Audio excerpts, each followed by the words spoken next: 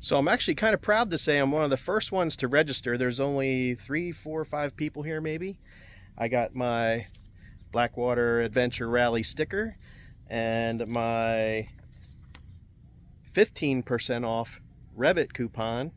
I got my food coupon for the weekend, and I got, even though I'm only the 5th person here, I got a couple strange looks when I rolled in on Mo here, the little 125, coming to this Blackwater Adventure Rally, which has 3,000 miles of trail through the Monogahela Forest and just mountainous West Virginia. This is so beautiful.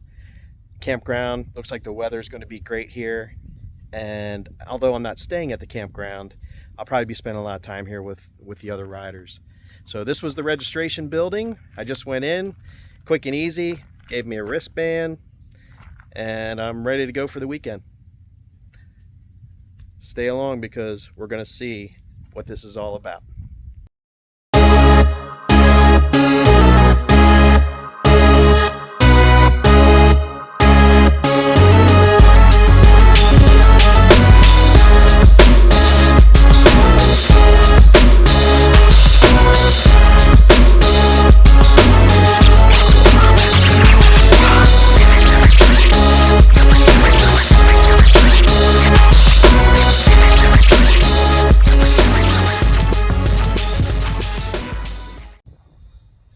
So staying in West Virginia, I was fortunate enough to find an Airbnb called the Chenoweth House.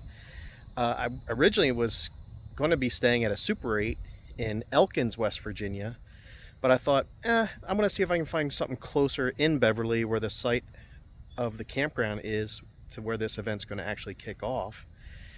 And I found this little gem. So Jamie and Chris are the owners of the historic Chenoweth House.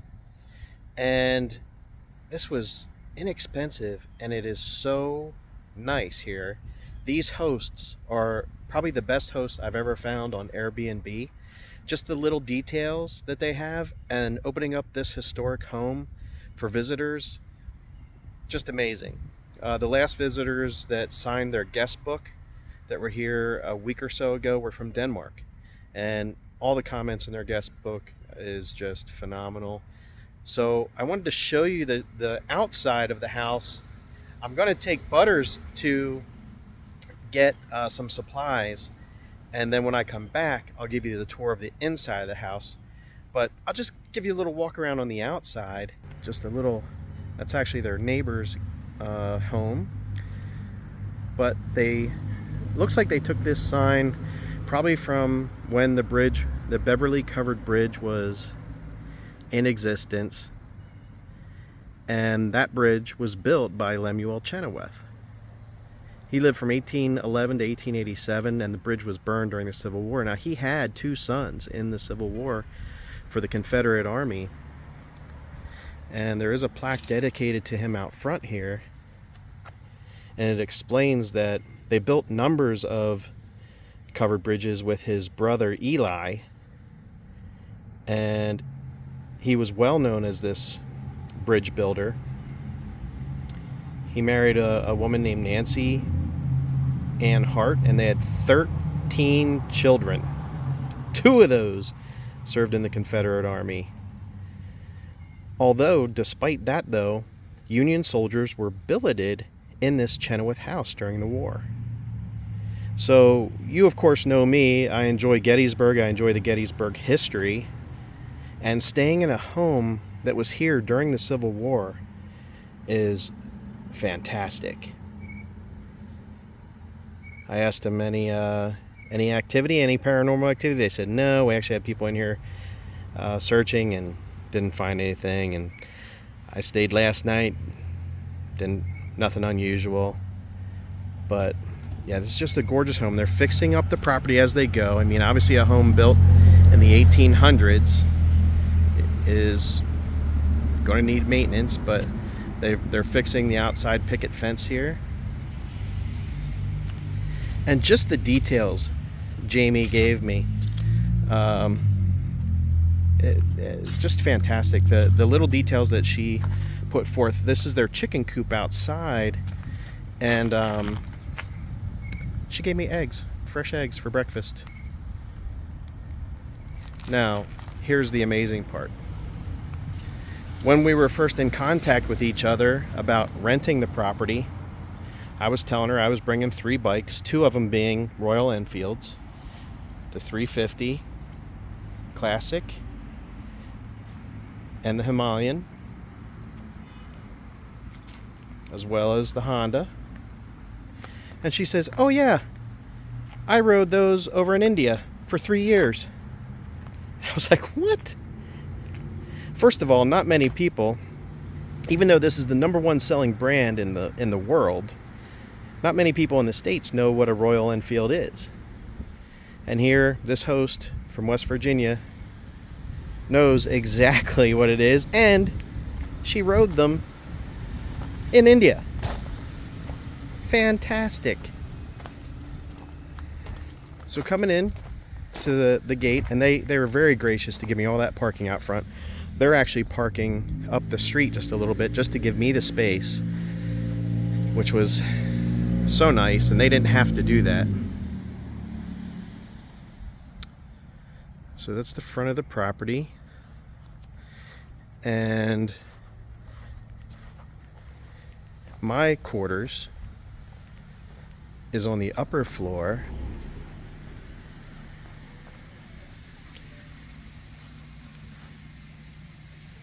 In this door here, which has a mud room, which is perfect. She said if I get muddy during the Blackwater event, I can take my things off in the mud room and it'll be no problem. Such a great host. Here's the chicken coop. Hi girls. How are you? Thank you for the eggs. It's appreciated. I'll show you the back of the home.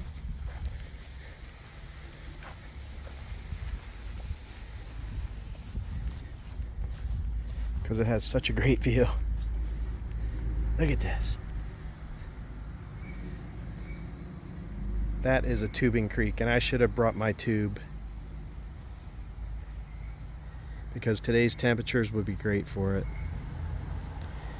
And I can see from here the clarity of the creek is good. You can see the rocks there.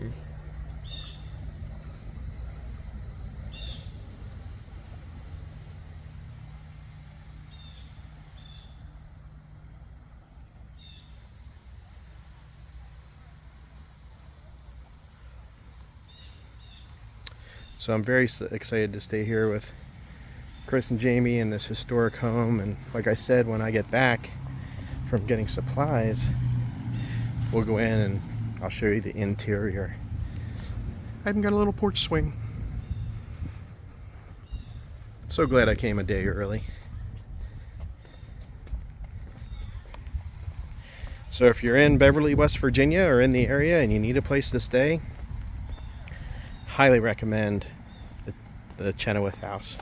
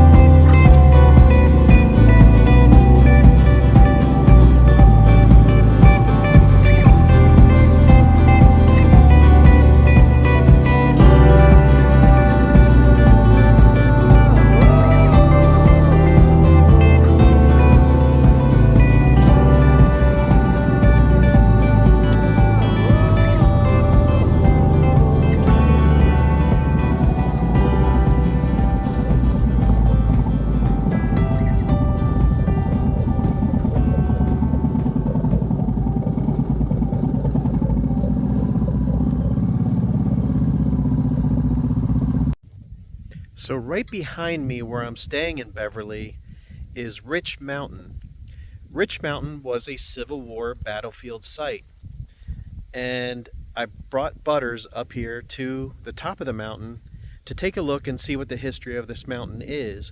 Now, when I walked into the park, I didn't see any signs that say it's a national battlefield site, so I can film here because in the national parks you can't film. But they have a marker here that explains what happened on Rich Mountain. July 11th, 1861, Union General George McClellan's forces defeated part of the Confederate General Robert S. Garnett's command here at the Hart Farm on Rich Mountain. Garnett was holding the area around Beverly, which is where I'm staying, the junction of two important turnpikes, the Beverly and Fairmont and the Staunton and Parksburg. Believing that the Rich Mountain defenses were virtually impregnable, Garnett had left a small force here under Lieutenant Colonel John Pegram to hold this pass.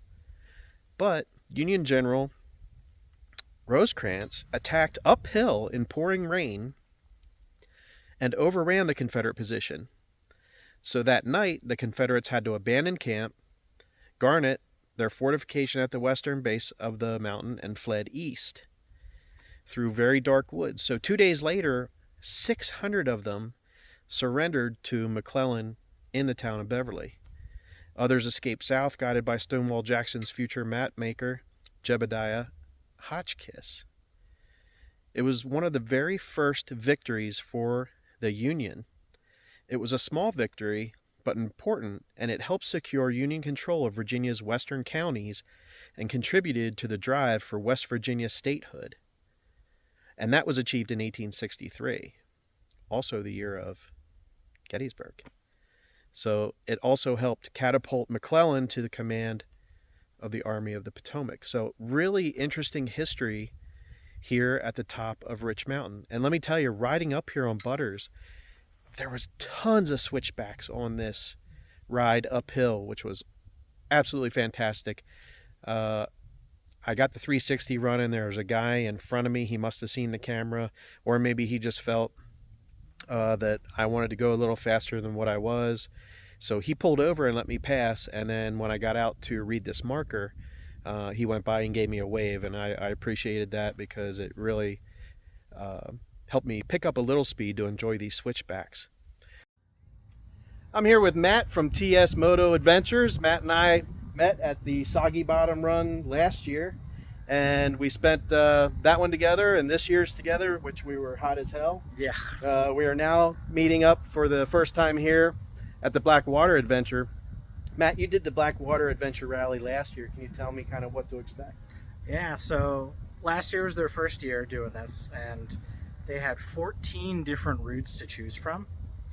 This year they've added on to that, so they've got all the routes last year plus some brand new ones from this year. So there's a wide variety of stuff that they had. There's plenty of stuff for like dirt and adventure riders. There's also stuff for street riders too, which is not something you see at adventure rallies that often. Right, yeah, definitely. And I know last year you mentioned there was 14 trails, but this year there's more, and from what I understand, there's 3,000 miles of trails. It's insane. And the riding out here in West Virginia is absolutely beautiful. It's definitely top 5 places I like to ride. I'm a little partial to Vermont right now because I just got back from there.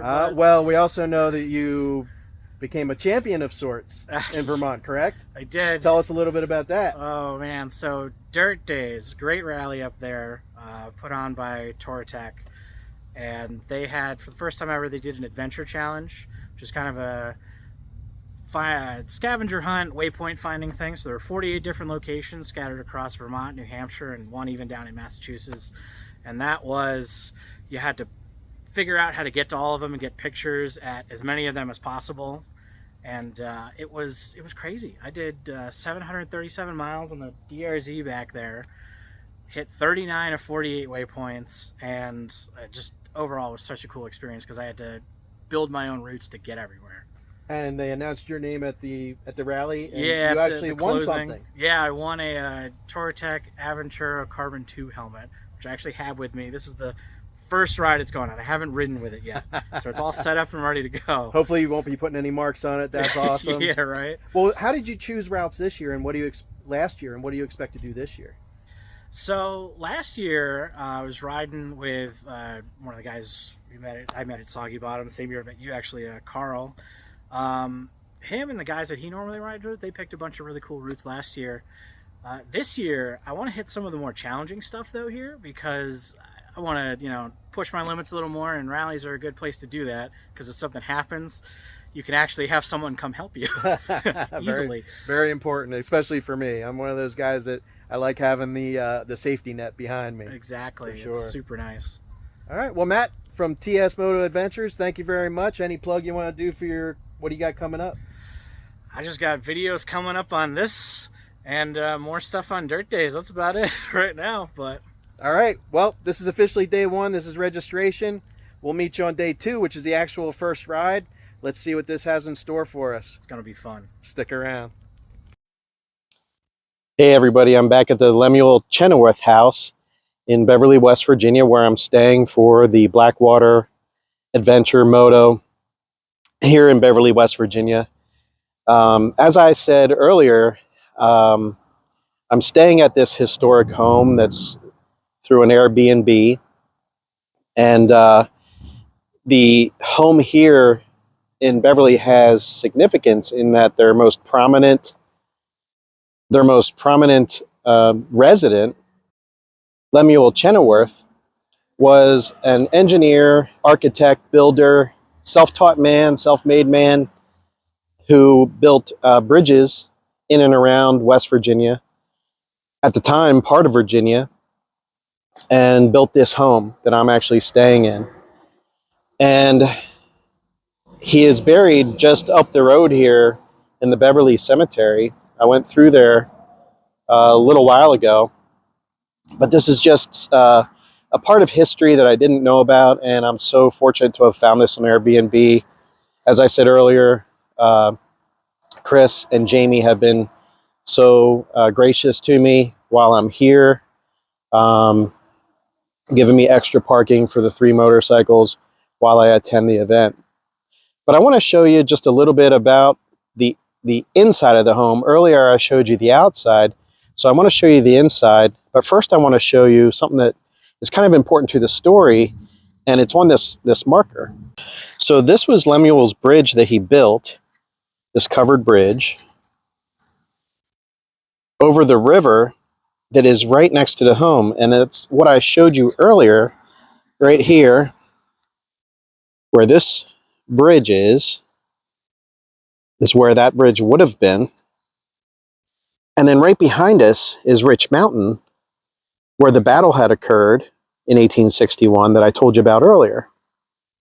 So that's going to have a little bit of significance to the story. But I'm going to take you inside. We were here on the outside earlier because I want to show you what Lemuel built. Now, the framing and flooring to the home is all original, built by Lemuel's hands. There's been refurbishment done by a historian prior to Chris and Jamie owning this, and it was restored from records. Some of the flooring has vinyl planking on it just to protect it. But the Airbnb you visit would be up these steps.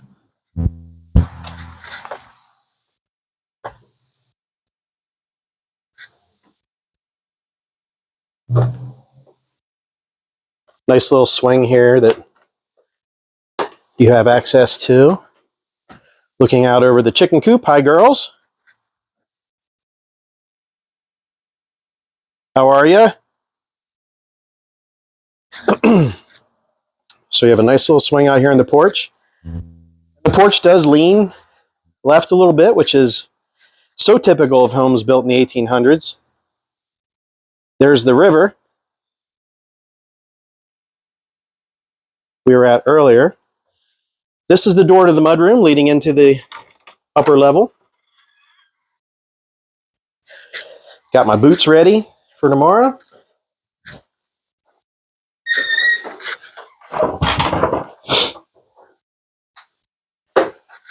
When you come here, they give you a code to get your key.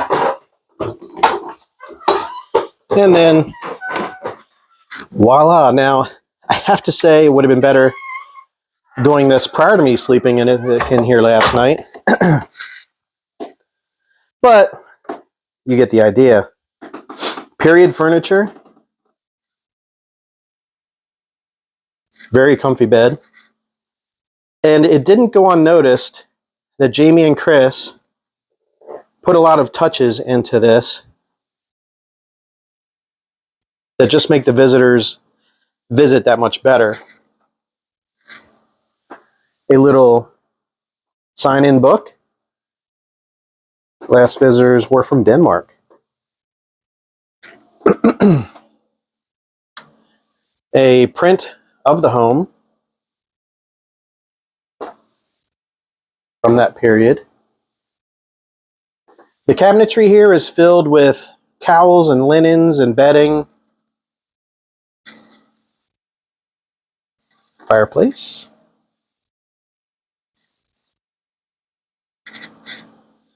Out this window, you can see down the street to the river and the neighbor's home.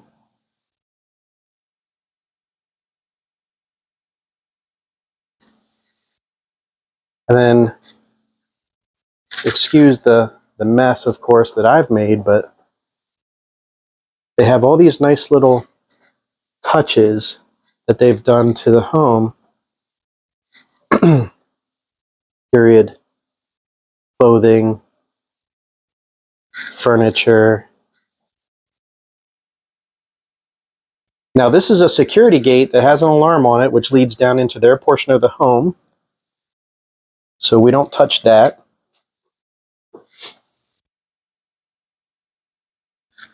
This leads into the bathroom. She has plenty more towels here, an iron, sewing kit.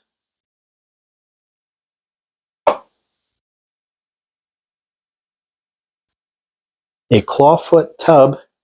And this is just like the Farnsworth house in Gettysburg, where they had a clawfoot tub in the room that we stayed in. Was it Jamie's room? I think it was. Here's the back window, and this looks out to where I have the bikes. That's Water Street out there.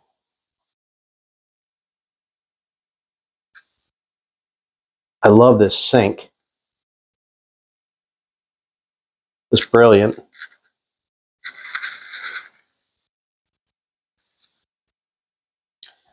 And a framed quilt from 1869.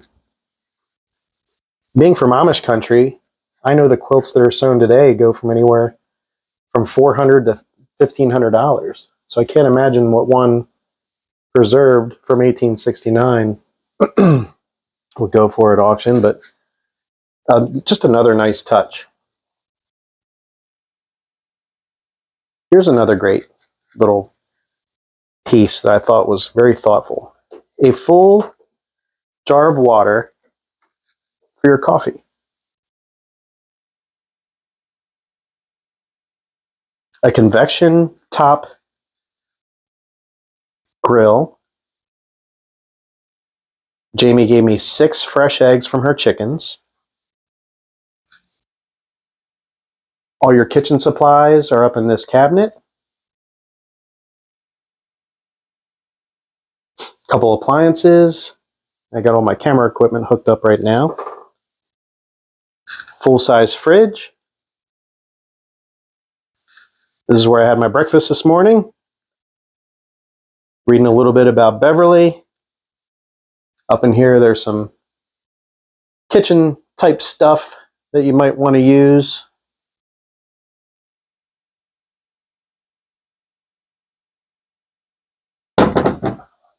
They have this window marked as an emergency escape.